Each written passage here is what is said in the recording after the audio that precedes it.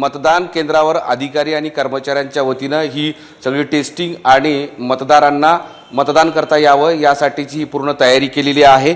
काही वेळातच मतदानाला सुरुवात होईल।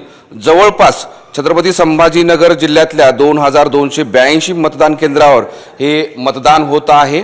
या मतदान केंद्रावर जवळपास 18,73,054 मतदार मतदानाचा हक्क बजावणार आहेत आणि त्याच अनुषंगाने ही सगळी प्रशासनाच्या वतीने पोलिसांच्या वतीने तयारी करण्यात आलेली आहे।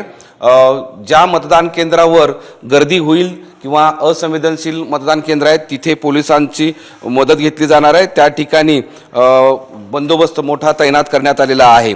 छत्रपती संभाजीनगर जिल्ह्यातल्या 9 तालुक्यामध्ये पंचायत समितीसाठी मतदान होत असताना त्याही ठिकाणी जवळपास 250 उमेदवार आहेत आणि तेही उमेदवार आपलं भविष्य आजमावत आहेत।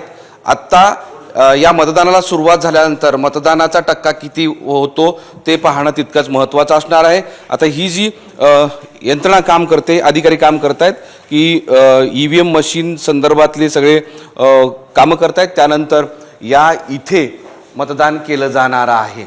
आज दिवसभरात मतदानाची टक्केवारी वाढावी यासाठी प्रयत्न सुरू असणार आहे आणि त्यामुळे या निवडणुकीमध्ये शिवसेना, भाजप, राष्ट्रवादी काँग्रेस, अजित पवार पक्ष हे 3 प्रमुख पक्ष, त्यासोबतच उद्धव ठाकरे यांची शिवसेना, काँग्रेस आणि सोबतच MIM वंचित या सगळ्या पक्षांनी आपले उमेदवार उभे केलेले आहेत आणि त्या उमेदवारांना मतदार कसा प्रतिसाद देतात ते पाहणं तितकंच महत्त्वाचं ठरणार आहे। त्यामुळे आता मतदान सुरू झाल्यानंतर मतदारांचा उत्साह कसा असतो तेही पाहावं लागेल।